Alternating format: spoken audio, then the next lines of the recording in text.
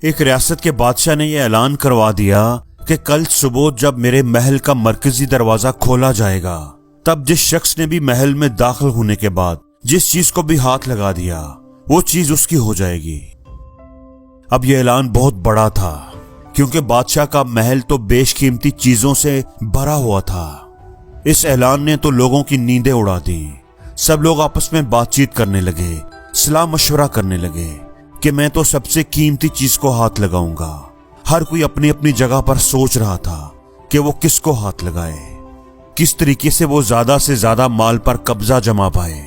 کچھ لوگ کہنے لگے کہ میں تو سونے کو ہاتھ لگاؤں گا، کچھ لوگ چاندی، تو کچھ لوگ قیمتی زیورات کے بارے میں سوچ رہے تھے۔ کچھ لوگوں کی نظریں بادشاہ کے استبل میں موجود قیمتی اور نایاب گھوڑوں پر تھیں، تو کچھ لوگ ہاتھی اور کچھ لوگ دودھ دینے والی گائے کو ہاتھ لگانے کی بات کر رہے تھے۔ غرض ہر بندہ اپنی اپنی سمجھ کے مطابق اپنی اپنی پلاننگ کر رہا تھا۔ لوگ رات سے ہی بادشاہ کے محل کے مرکزی دروازے پر جمع ہونا شروع ہو گئے تھے۔ ہر کسی کی خواہش تھی کہ کل صبح محل میں داخل ہونے والا پہلا شخص وہی ہو۔ جب صبح محل کا مرکزی دروازہ کھلا تو سب لوگ اپنی اپنی من پسند چیزوں کے لیے دوڑ پڑے۔ سب کو اس بات کی جلدی تھی کہ پہلے میں اپنی من پسند چیزوں کو ہاتھ لگا دوں تاکہ وہ چیز ہمیشہ ہمیشہ کے لیے میری ہو جائے۔ بادشاہ بھی محل کے بیچوں بیچ ایک اونچے تخت پر براجمان سب کو دیکھ رہا تھا اور اپنے آس پاس ہونے والی باغ دوڑ کو دیکھ کر دل ہی دل میں مسکرا رہا تھا۔ اسی وقت اس بھیڑ میں سے ایک شخص بادشاہ کی طرف بڑھنے لگا۔ آہستہ آہستہ چلتے ہوئے بادشاہ کے پاس پہنچ کر اس نے بادشاہ پر ہاتھ رکھ دیا۔ بادشاہ کے فرمان کے مطابق بادشاہ کو ہاتھ لگاتے ہی بادشاہ اس کا ہو گیا تھا اور بادشاہ کی ہر چیز بھی اس شخص کی ہو گئی تھی۔ بادشاہ کے چہرے پر مسکراہٹ آ گئی۔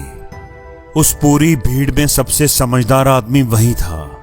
اس نے چیزوں کے پیچھے بھاگنے کی بجائے اس بادشاہ کو ہی اپنا بنا لیا جس کے قبضے میں ساری چیزیں تھیں۔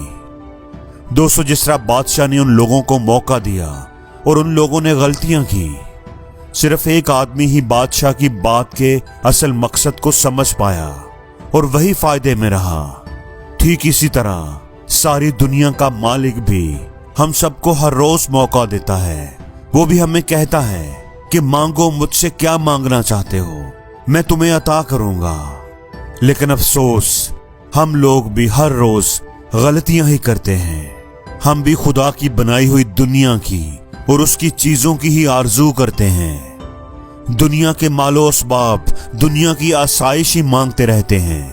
ہم اس بات پر غور نہیں کرتے کہ ہم دنیا کی چند چیزیں حاصل کرنے کی بجائے، ان کے پیچھے بھاگنے کی بجائے، ہم اس دنیا کے بادشاہ اللہ کو ہی اپنا بنا لیں جس کے قبضے میں یہ ساری دنیا اور دنیا کا مال و متاع ہے، تو ہم زیادہ فائدے میں رہیں گے۔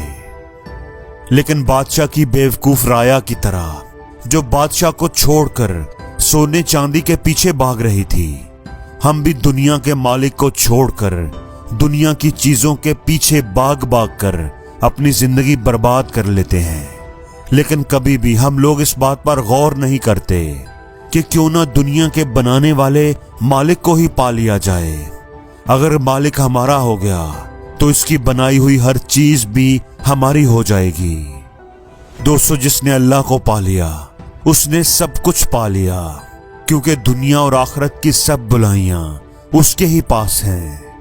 اللہ سے دعا ہے کہ اللہ ہمیں حق بات کو سمجھنے اور اس پر عمل کرنے کی توفیق عطا فرمائے۔